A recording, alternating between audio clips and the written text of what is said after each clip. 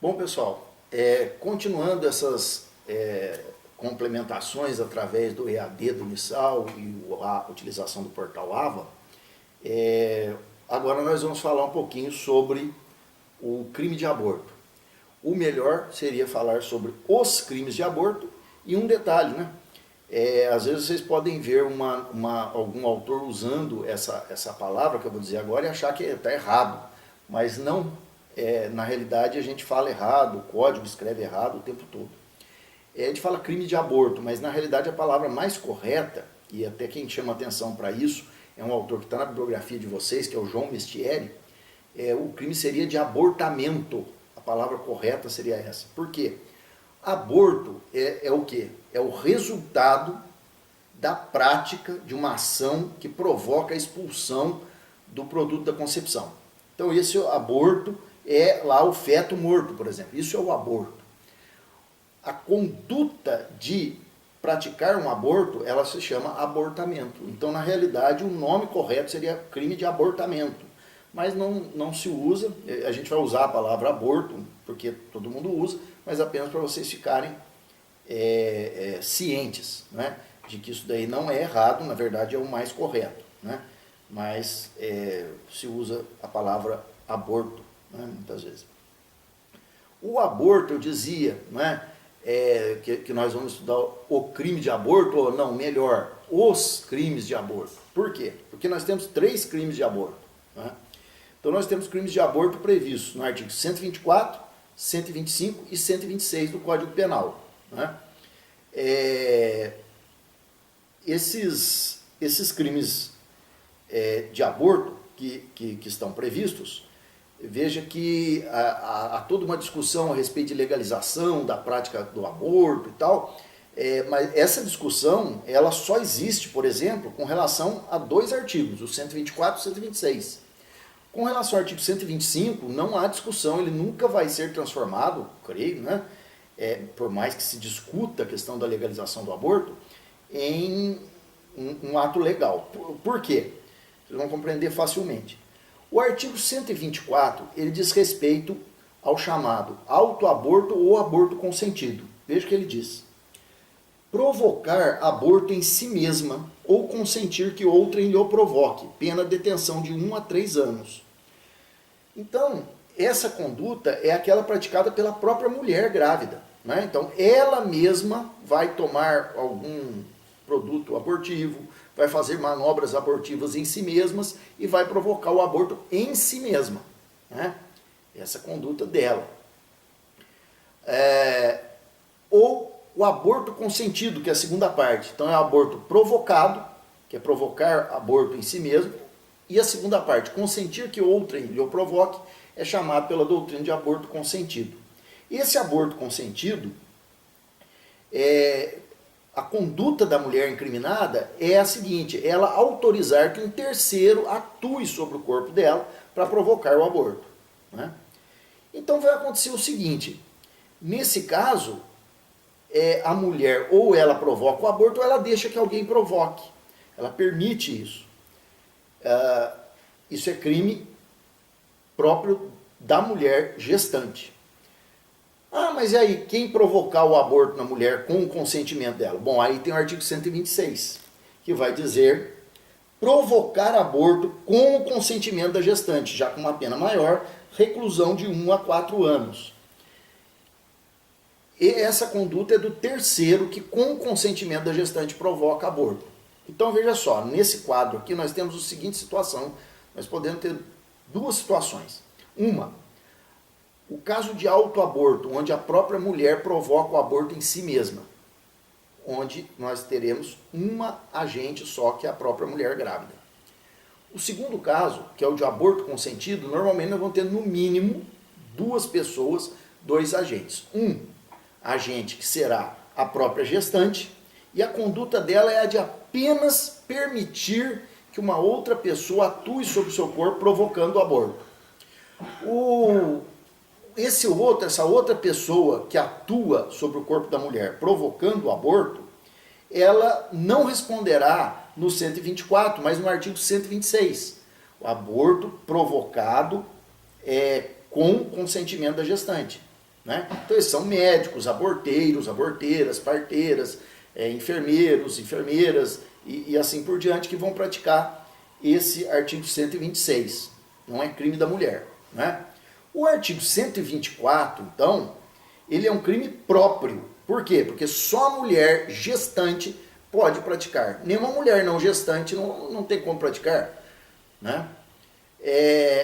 O artigo 126 não é crime próprio, ele é crime comum. Ah, não, precisa ser médico. Não, claro que não, qualquer um pode praticar, inclusive médicos, né? Aqui há uma exceção àquela teoria monista. Normalmente, quem ajudasse a mulher a praticar aborto incorreria nas penas aplicadas para a mulher. Mas o legislador ele previu um crime para a mulher e outro crime para o terceiro, que provoca com o consentimento da gestante. Então a mulher responderá no 124, na segunda parte dele, aborto consentido, e o autor do aborto com o consentimento da gestante no artigo 126, o aborto com o consentimento da gestante. Certo? Então aqui fica uma exceção. Veja, quando se fala em liberação, legalização do aborto, a gente está falando desses artigos, que são abortos em que a mulher escolhe abortar, seja por ela mesma, seja com auxílio de terceiro. Agora, no artigo 125, nós temos a figura do aborto sem o consentimento da gestante. Você terá ali uma mulher grávida que não quer abortar, mas alguém a faz abortar, pratica o aborto nela, contra a vontade dessa mulher. Ele diz assim, o artigo 125. Provocar aborto sem o consentimento da gestante é o crime de aborto mais grave que tem a pena maior. Pena, reclusão de 3 a 10 anos. Né? Essa conduta, logicamente, ninguém nunca, né, pelo menos enquanto restar um pouquinho de sanidade, não vai nunca defender a liberação, né? Que seria a conduta de você pegar uma mulher grávida, ela não quer abortar, e você praticar um aborto nela contra a vontade dela, né? Então por isso é o crime mais grave de aborto, né? O artigo 125. Então nós temos 3 crimes de aborto. Na realidade, no artigo 124, nós temos dentro dele 2 modalidades, né? 124, então, aborto, autoaborto. A mulher pratica o aborto em si mesma. Ou aborto consentido. Ela permite que alguém pratique o aborto nela. 124. 126 está diretamente ligado ao 124. É o aborto com consentimento da gestante. Quando a gestante pratica o aborto consentido, existe um terceiro que vai praticar o aborto na gestante e vai responder no artigo 126. O aborto com o consentimento da gestante. Nesse caso, nós vamos ter 2 pessoas respondendo, no mínimo, né? Com penas diferentes, com artigos diferentes, 124, 126. E no 125, a mulher ela é somente vítima e ela é obrigada, ela é constrangida à prática do aborto por um terceiro, contra a vontade dela. Somente esse terceiro é que responderá. Pode ser um ou várias pessoas, né? Mas o artigo 125 do aborto sem o consentimento da gestante, ele também é um crime comum, qualquer pessoa pode praticar. O único que é crime próprio, dentre os vários crimes de aborto, é o artigo 124, né? Tanto no aborto, no autoaborto, como no aborto consentido. Aí só a mulher e gestante pode praticar. Será que pode haver tentativa de aborto? Lógico que pode, em qualquer das 3 modalidades de aborto. Né? É também um crime plurissubsistente. Né? Qual o bem jurídico protegido? É a vida intrauterina e a gente vai ver mais adiante, a gente tem causas de aumento de pena quando ocorrem lesões graves na mulher ou morte. Então também é protegida a mulher gestante, né, no que diz respeito à sua integridade física e até à sua vida. Mas a principal proteção que se dá aqui é a vida humana intrauterina, né? E aí que se diferencia o aborto do infanticídio, do homicídio, como nós já vimos no ano passado, né? O aborto ele ocorre antes do início do parto, enquanto que eventual infanticídio ou eventual homicídio só podem ocorrer depois do início do parto, né? Qual o objeto material do aborto, né? Segundo a doutrina, o objeto material do aborto é o produto da concepção em qualquer das suas fases. Nós temos 3 fases. Fase ovular, onde nós temos o ovo, fase embrionária, onde nós temos o embrião, e fase fetal, onde nós temos o feto. Durante qualquer dessas fases pode ser praticado o crime de aborto. À medida que vai progredindo esse desenvolvimento, o perigo para a vida, a saúde da mulher na prática do aborto, ele se torna cada vez mais grave, né? Será que para que haja o crime de aborto é necessário que haja expulsão do produto da concepção de dentro da mulher? Não. O crime de aborto se consuma com a destruição da vida intrauterina. Então, mesmo que a mulher não coloque para fora por exemplo, um ovo. É comum que o ovo, às vezes, não seja expelido. Se isso acontecer, for absorvido pelo corpo da mulher, não houve aborto? Não houve crime de aborto? Houve, certo? O que importa é a destruição do produto da concepção. Nesse momento se consuma o crime de aborto, né? Não com a expulsão. Então a expulsão não é necessária. Ela ocorre normalmente, na maior parte dos casos, mas ela não é requisito do crime.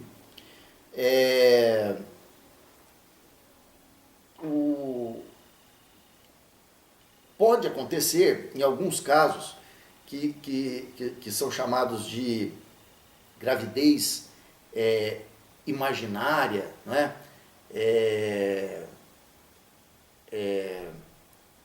Ou gravidez putativa, né?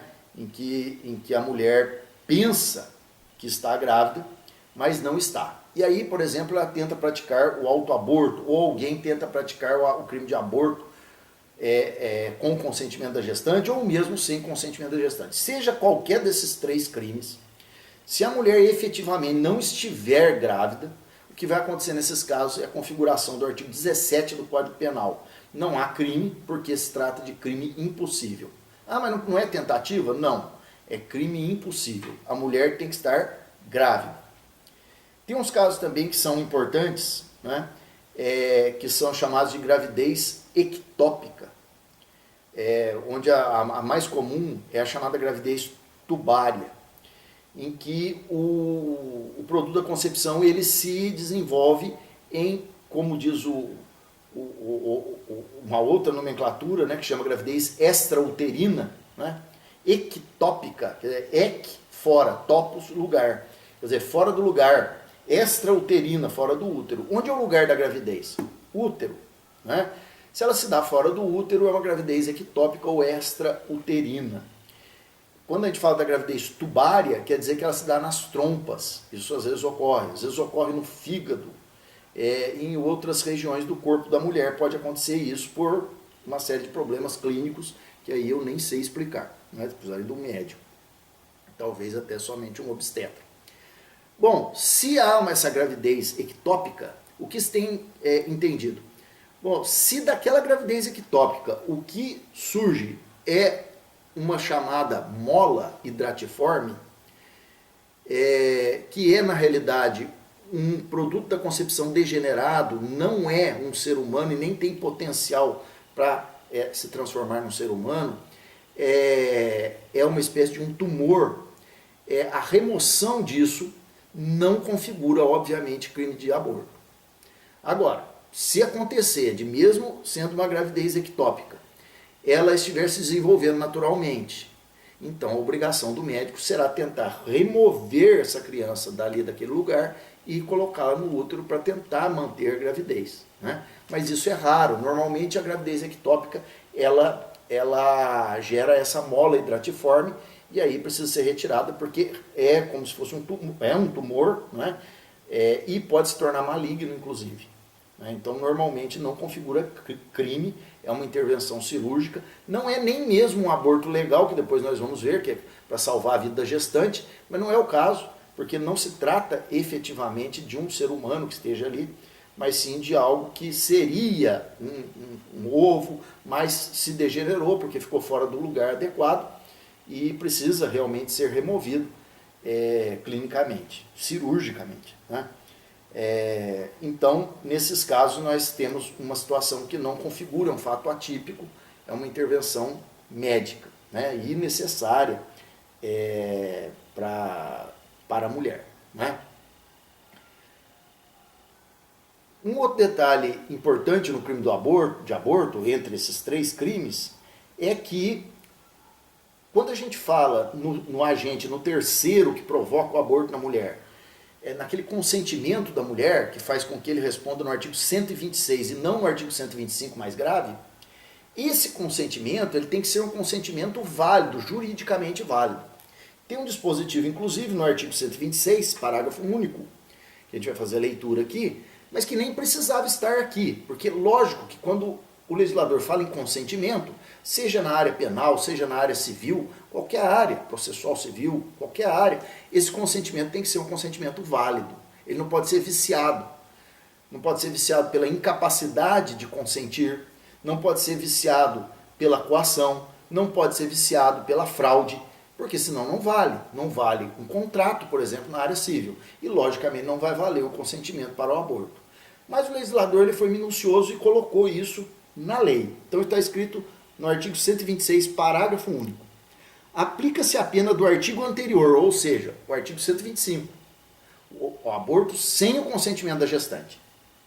Se a gestante não é maior de 14 anos ou é alienada ou débil mental, quer dizer, ela não é capaz de dar o consentimento válido. Então, o consentimento que ela dê é a mesma coisa de não ter dado. Ou se o consentimento é obtido mediante fraude, grave ameaça ou violência, obviamente. Quer dizer, isso não é um consentimento real. A pessoa pode ser até maior, capaz e tudo mais, mas ela foi ameaçada, ela foi levada violentamente para a prática do aborto, é lógico que é um aborto sem o consentimento da gestante. Ou ela foi enganada, né? Como até um caso real ocorrido há uns tempos atrás, de pais que levaram uma filha para um consultório médico dizendo que ela iria fazer lá um acompanhamento da gravidez e tal, pré-natal. Né? Chegou lá, ela sofreu uma narcotização pelo médico e quando ela acordou, tinham praticado um aborto nessa moça. Né? Então, essa é uma situação de fraude. Ela foi levada lá pensando que ia receber um tratamento e consentiu nisso, não na prática do aborto. Então, essas pessoas aí, elas vão responder no artigo 125 e não no 126. Né? Outra questão interessante é do concurso de agentes. Né? Nos artigos 125 e 126 isso não é problemático, porque eles são crimes comuns, qualquer pessoa pode cometer. Então se eu tiver um grupo aqui praticando aborto numa mulher, e tem um médico e mais 2 enfermeiros e uma enfermeira, eu tenho uma parteira e uma ajudante, todo esse pessoal vai responder, ou no artigo 125, se isso é sem o consentimento da gestante, ou no artigo 126, se é com o consentimento da gestante. Há um concurso de agentes, não há problema nenhum. Pode haver coautoria ou participação normalmente. Né? Agora, e no 124? Aí é que vem a dúvida. O artigo 124, ele é um crime próprio. Somente a mulher pode provocar, porque ele é muito claro, ele fala provocar aborto em si mesma, quer dizer, né, ela mesma provocar, ou consentir que outrem lhe provoque. Então é a mulher que dá esse consentimento. Só a mulher grávida pode praticar o artigo 124. São características pessoais. Bom, então a gente pode afirmar o seguinte. No artigo 124 não é possível coautoria. A coautoria é impossível. Por quê? Porque se eu tiver a mulher consentindo que alguém pratique o aborto nela, e uma pessoa praticando, bom, essa pessoa que está praticando responderá no artigo 126. Aborto com o consentimento da gestante e não em concurso de pessoas no artigo 124. Então, se o sujeito provoca o aborto na mulher, não há como haver coautoria. Isso não é possível. Ele vai responder no 126. Né? Agora, participação, ela é possível. Então, pode haver participação tanto no autoaborto como no aborto consentido. Por quê? Porque o participar, né, a participação,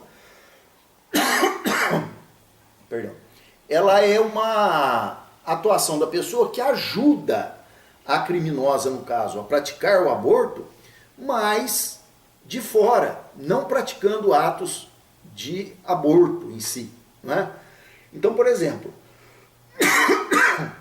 o indivíduo que paga, dá o dinheiro para a mulher praticar o aborto, ele pode ser partícipe do 124, normal. Ele não pratica atos abortivos na mulher, ele apenas custeia. Então é um auxílio que ele presta. A pessoa que incentiva, fica falando na cabeça da mulher para ela praticar, por exemplo, o autoaborto, ou para que ela vá num médico lá X, dá um endereço para ela ir lá e praticar o aborto consentido. Bom, essa pessoa, ela vai responder com a mulher no 124. Ah, mas e o médico? O médico não. O médico que praticar o aborto em si, atos de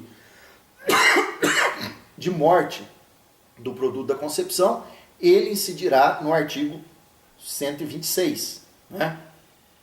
Mas então no 124 é possível participação, mas não é possível coautoria. Em casos que seriam de coautoria, nós vamos ter a mulher no 124 e a outra pessoa no 126. Bom, artigo 127, ele prevê causas de aumento de pena. No Código Penal está escrito forma qualificada, mas na realidade não são qualificadoras, são causas de aumento de pena. Diz assim o artigo 127. As penas cominadas nos dois artigos anteriores, ou seja, artigos 125 e 126, isso aqui não se aplica, prestem atenção nisso. Essas causas de aumento de pena do artigo 127, elas não se aplicam ao artigo 124, ou seja, ao autoaborto ou ao aborto com consentimento. Elas só se aplicam aos abortos provocados por terceiros, 125 ou 126. Por quê? Porque a lei está falando claramente aqui, no caso dos dois artigos anteriores. Ora, nós estamos no artigo 127. Quais são os anteriores? É só ir, né? 126, 125. Não chegou no 124. E há uma razão de ser nisso que nós vamos ver aqui. As penas cominadas nos dois artigos anteriores são aumentadas de 1/3 se em consequência do aborto ou dos meios empregados para provocá-lo, a gestante sofre lesão corporal de natureza grave. Aqui pode ser grave ou gravíssima. E são duplicadas se por qualquer dessas causas lhe sobrevém a morte.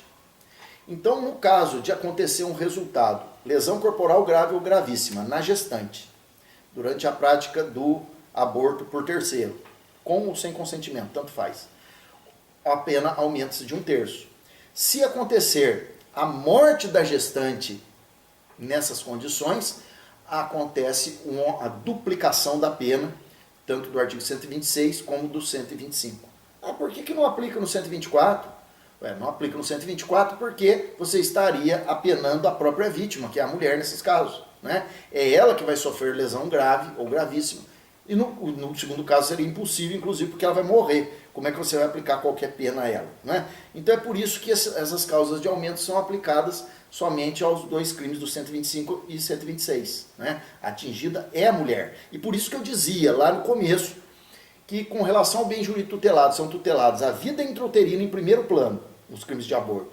Mas num segundo plano também a vida e a integridade física da gestante. Tanto é fato que existem causas de aumento de pena para os resultados, lesões graves ou gravíssimas da mulher ou morte da mulher. Né?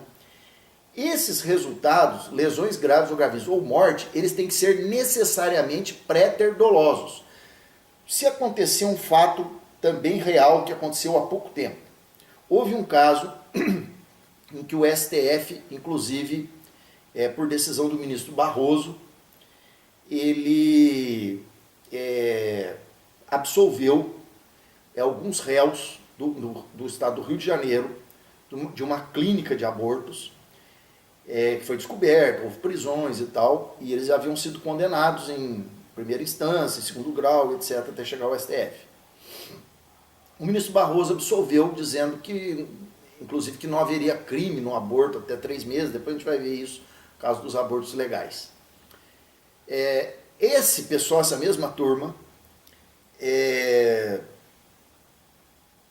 para a infelicidade, inclusive, do ministro Barroso, né, que é uma vergonha que poderia ter deixado de passar, eles acabaram, posteriormente, matando uma das clientes da clínica para que ela não viesse a depor em outros processos.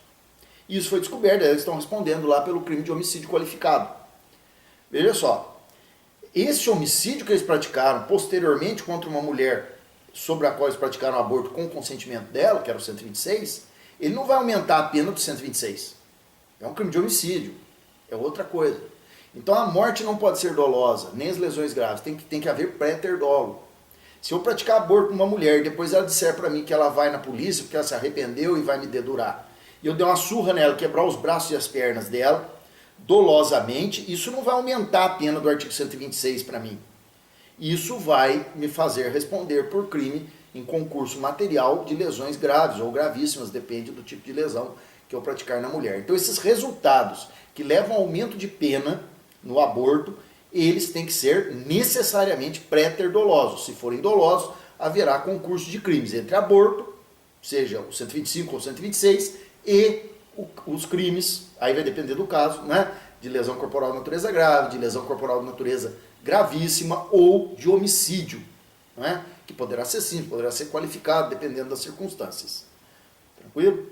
Então, esses resultados eles são sempre préter-dolosos. Tá bom? Uma questão que é discutida é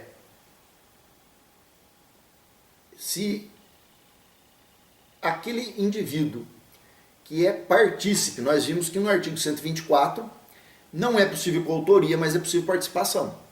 E esse indivíduo que é partícipe do 124, então vamos imaginar o seguinte, uma mulher, ela procura uma farmácia e compra uma pílula abortiva. O farmacêutico vende ciente de que ela vai usar para aborto.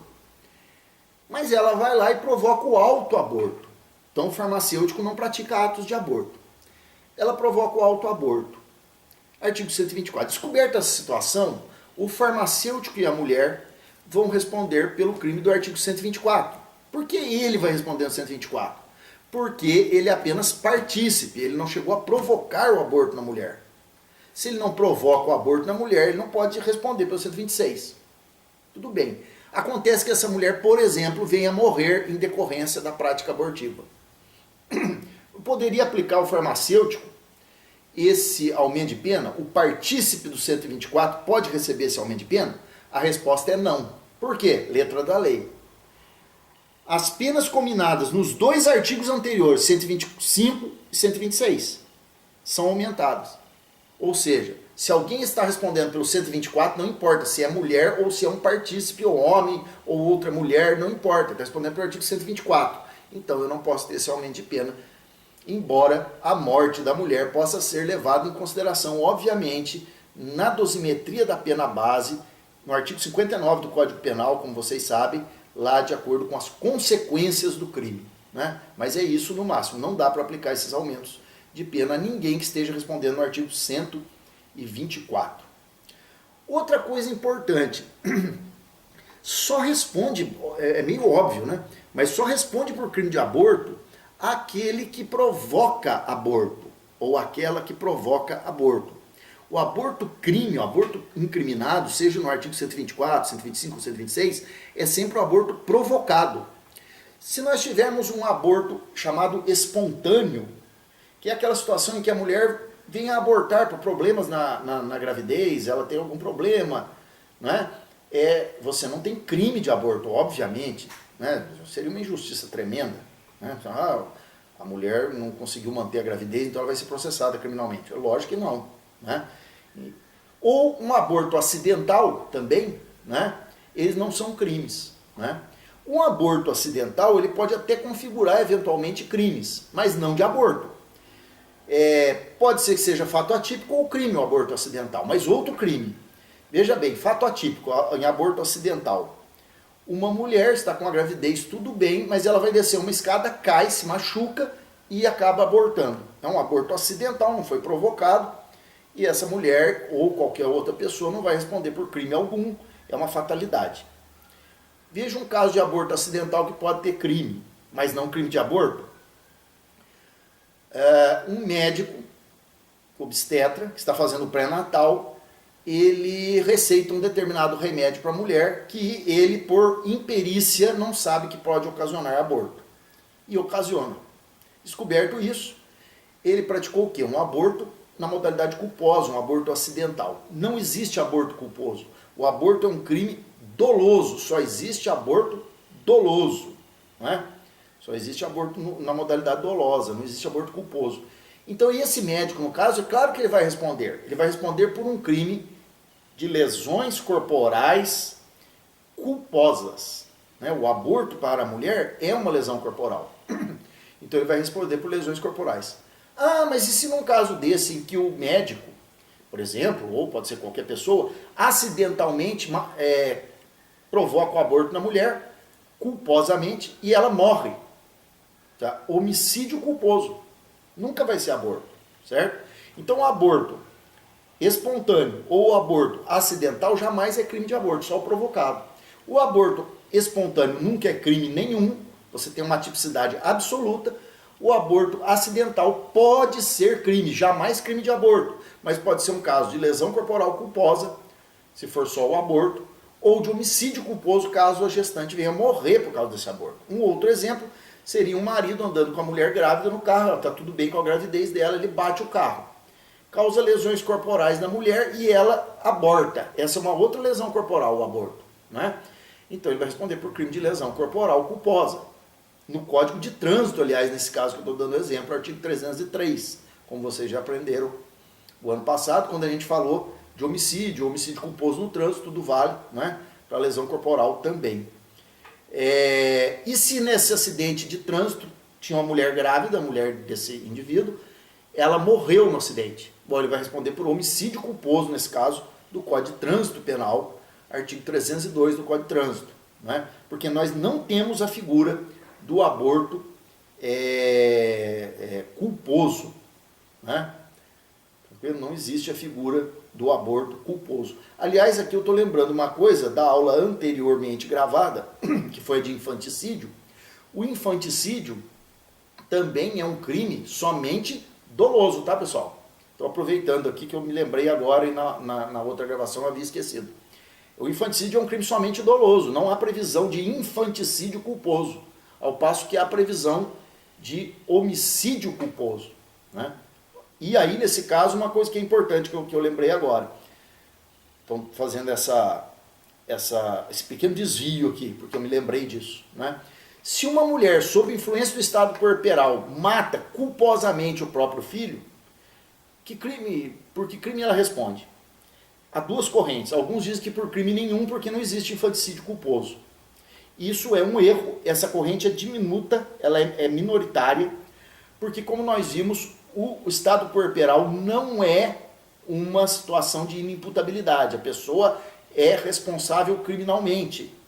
Então, se essa mulher, sob efeito do estado puerperal, acaba matando o próprio filho, por exemplo, ela está com o filho no colo e derruba o filho, porque ela é descuidada e ela está sob efeito do estado puerperal, mas ela não arremessou o filho no chão para matá-lo, não é dolo, foi por culpa. Bom, ela vai responder por o quê? O filho morre. Homicídio culposo. É normal, ela vai responder por homicídio culposo. É claro que na hora de aplicar a pena, o juiz pode levar isso em consideração, conceder perdão judicial, pode diminuir, na hora de aplicar a pena, colocar a pena base baixa, porque ela, afinal de contas, estava numa situação não plenamente normal. Mas dizer que ela é inimputável não é possível. Né? Se a gente afirma isso, a gente teria que também aceitar o seguinte, que se uma mulher sob efeito do estado puerperal, ela pegasse uma arma, por exemplo, para entregar para o marido dela, que é um segurança, que está saindo para o trabalho, e ao entregar essa arma, ela, por descuido, ela disparasse acidentalmente e matasse o marido, ela também não responderia por homicídio culposo? É lógico que ela responderia. Mas ela está sob estado puerperal, ciência. Ela é uma pessoa imputável, normal, né? Então eu fiz essa digressãozinha aí, porque eu tinha esquecido de falar isso no outro vídeo do infanticídio, aí estou aproveitando, né, para falar aqui. Tranquilo, pessoal? eu fico com uma coisa de ficar perguntando assim, alguma dúvida, que nem eu faço na sala, mas vocês não estão aqui, né? Aí fica esquisito. Aí toda hora me vem isso na cabeça. Bom, outros aspectos importantes aqui nos crimes, né?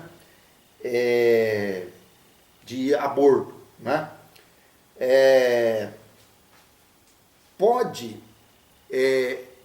Existe no Brasil o aborto legal, um aborto que é permitido? Existe, né? Então isso é previsto no artigo 128, incisos 1 e 2, tá? Ele diz assim no artigo 128, não se pune o aborto praticado por médico. E aí aqui é um detalhe.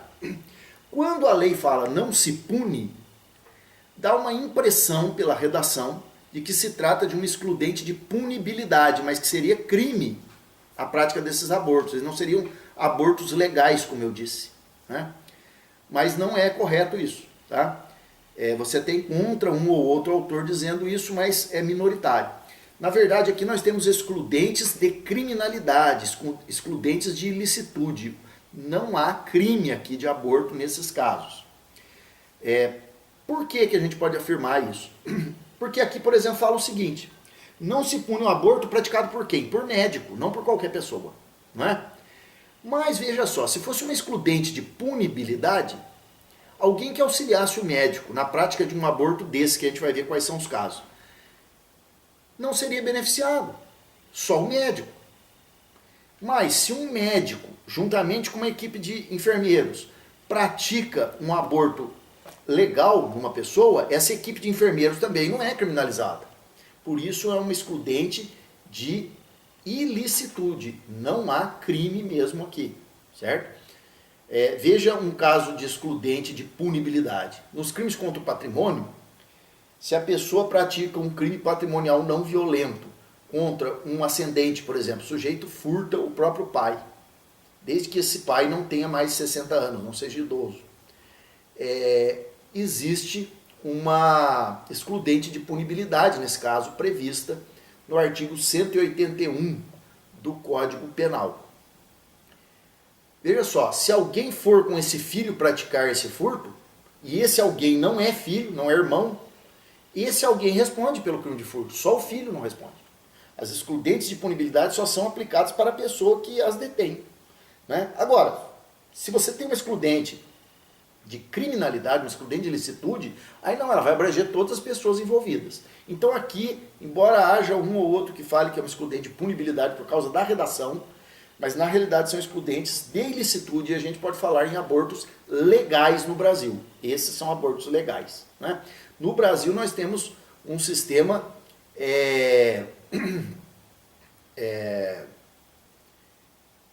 proibitivo relativo com relação ao aborto. E nós não temos no Brasil um sistema proibitivo absoluto.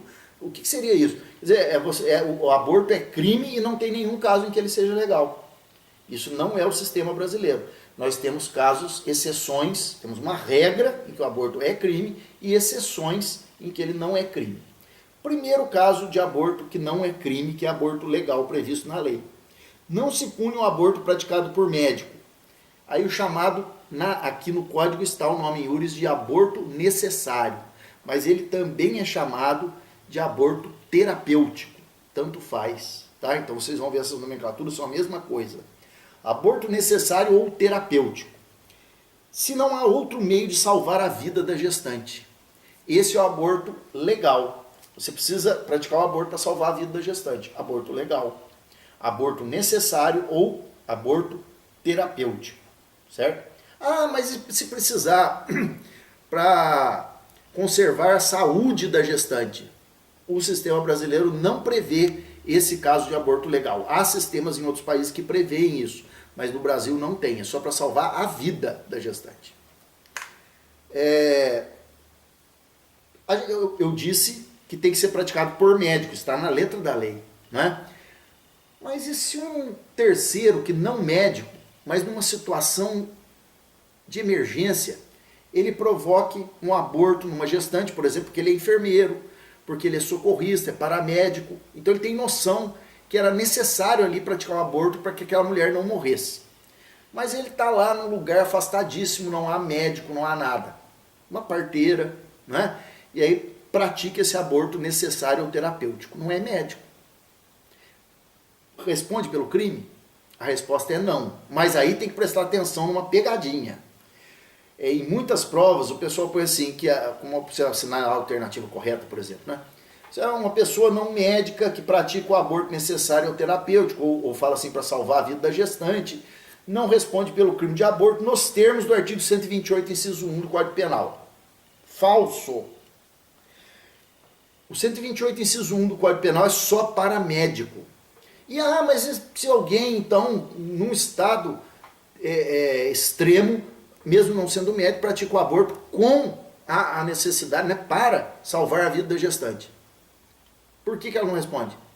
Por causa do estado de necessidade. Então você vai lá para a parte geral do Código Penal, né, e vai ver lá o estado de necessidade, certo? Não é o caso dessa excludente aqui. Essa excludente aqui é só para o médico, né? Segundo caso de aborto legal previsto no Brasil. Aborto no caso de gravidez resultante de estupro. É o inciso 2. Isso aqui no Código Penal está esse nome, mas a doutrina fala também em outros nomes, né? Aborto humanitário, aborto ético, certo? Nesses casos, então, a doutrina usa outras nomenclaturas que são essas, né? O aborto humanitário, aborto ético, é a mesma coisa, né? É o aborto no caso de gravidez resultante de estupro, certo? Inciso 2, então. Se a gravidez resulta de estupro e o aborto é precedido do consentimento da gestante ou quando incapaz de seu representante legal. No primeiro caso, não é necessário o consentimento da gestante. Claro, é para salvar a vida. Eventualmente a gestante vai estar até desacordada, né? Então não há que se exigir consentimento da gestante. Mas no segundo caso, não é para salvar a vida de ninguém.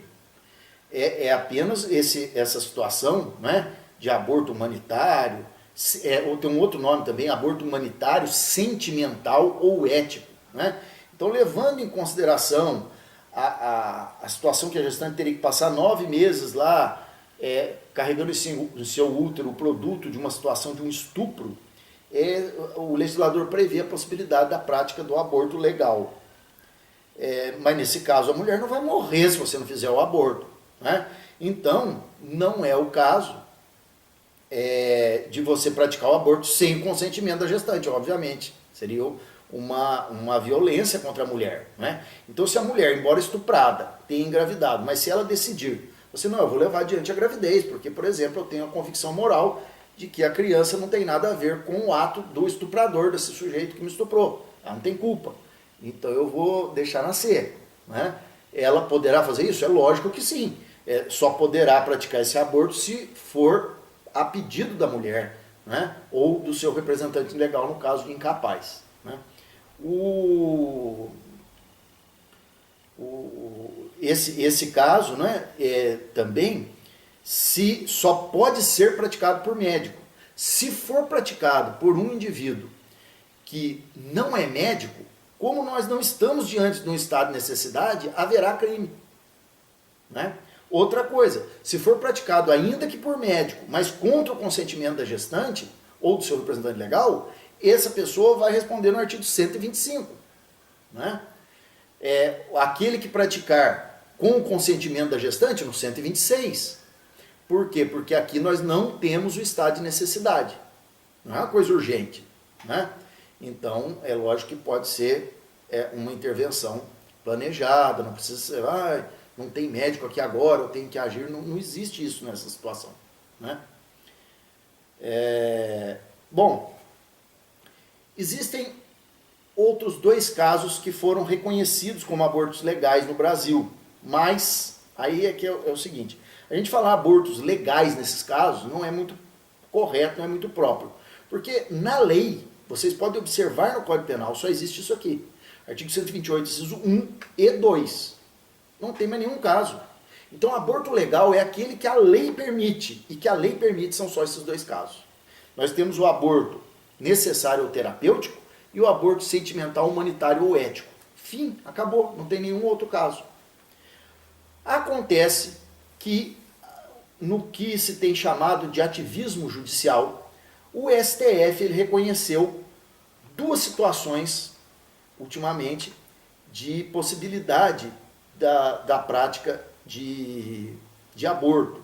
Está sendo estudada uma terceira situação, né? O caso mais conhecido, né, e mais antigo é a questão dos anencéfalos, né? Então o STF reconheceu que é possível praticar o aborto, no caso é uma espécie de analogia ao aborto sentimental, no caso de anencéfalo. Mas isso é uma construção, como se diz, pretoriana, ou seja, jurisprudencial, não é legal. Não há previsão na lei brasileira que legaliza o aborto de anencéfalos. Não existe isso. O que existe é uma posição, uma decisão do Supremo Tribunal Federal nesse sentido. O anencéfalo. Né? Com relação a essa coisa de doença, já tem uma outra ação em andamento, mas ainda não julgada, que será no caso do Zika vírus. Que, segundo consta, haveria uma grande incidência de microcefalia, existe toda uma discussão na área médica sobre isso, e isso ainda não foi decidido pelo Supremo, é apenas uma discussão. Se for permitido pelo Supremo, bom, então também não será propriamente um aborto legal, mas um aborto previsto por via pretoriana ou jurisprudencial, como legal. Né? O segundo caso foi daquela decisão que eu cheguei a comentar aqui, o ministro Barroso, do nada, numa ação que falava sobre outras questões, na realidade era um habeas corpus, que pedia apenas e tão somente a libertação dos processados que estavam presos preventivamente por excesso de prazo. Ninguém falava em atipicidade desse pessoal dessa clínica abortiva. O ministro Barroso, do nada, ele chegou lá e falou, não há crime, porque os abortos que eles praticaram foram todos até o 3º mês de gestação. E o aborto até o 3º mês, para mim, não é crime. Essa decisão é uma decisão isolada, ela não é uma decisão que já seja uma posição do Supremo, como é o caso dos anencéfalos, mas existe essa decisão, né? O aborto até o 3º mês. Na realidade, essa decisão foi muito criticada e não há repetição dessa decisão. Enquanto o caso de anencéfalos, existem precedentes, né? E depois decisões no mesmo sentido. O que existe com relação a essa prática do aborto até o 3º mês é uma ação, uma DPF, né, 442, que aquele partido PSOL ingressou, pretendendo a legalização do aborto até o 3º mês. Né? Eu creio que até incentivados por essa decisão aí, translocada do ministro Barroso. Essa ADPF não foi julgada ainda, está pendente, então isso não é um caso de aborto legal e nem mesmo um caso de aborto considerado equiparado a legal por via pretoriana ou jurisprudencial. Apenas estou deixando claro para vocês que houve essa decisão do Supremo e que hoje nós temos uma ADPF número 442 do STF sobre o caso. Né? Vocês podem procurar, por exemplo, no site Jus Navigandi ou no site Jus Brasil. Também tem, esses artigos meus foram publicados num livro que chama Precisamos Falar sobre Aborto, e também em outras revistas. Vocês podem procurar algumas análises críticas dessa última decisão, né, que não prosperou e que agora tem essa DPF, que trata do aborto até os 3 meses. Um dos artigos se chama Os Abortos do STF, é só jogar lá no Google Eduardo Luiz Santos Cabete, entre aspas, né? Os Abortos do STF, fecha aspas, vocês vão encontrar em vários sites. E também existe um outro artigo a respeito do ativismo judicial do STF, a respeito dessa DPF 442, que também vocês vão encontrar facilmente, jogar o nome, colocar Eduardo Luiz Santos Cabete, a DPF 442, a STF, e as palavras assim, militantismo judicial, ativismo judicial, fecha aspas, procura no Google, vocês vão achar isso daí publicado. E ele também, numa segunda edição desse livro, Precisamos Falar sobre Aborto, ele vai ser mais um capítulo desse livro, como esse outro, Os Abortos do STF, foi. Então, para ter uma visão geral, tanto da argumentação em prol da liberação do aborto até o 3º mês, como, principalmente, da crítica, vocês podem procurar esses textos aí como complemento dessa aula. Tá bom, pessoal? Bom, sobre o aborto, então, é isso. Eu recomendo, de novo, para um complemento, não só a leitura desses artigos, como também do meu livro, vão lá no item aborto, né? Ou de qualquer dos livros aí da bibliografia apresentada para vocês. Nesse caso do aborto, é bom que vocês peguem livros mais, né, atualizados, como do Rogério Greco, do Mirabete, que tem sido atualizado, do Fernando Capês, do César Roberto Bittencourt, Rogério Sanches Cunha, os autores que tem vários aí na bibliografia de vocês, e vocês podem ler o tópico sobre o crime de aborto inteirinho, tá bom? Por enquanto é isso. Em caso de dúvidas, qualquer coisa, qualquer orientação, em sala, nos corredores, em qualquer ocasião, eu estou à disposição. Bom, obrigado.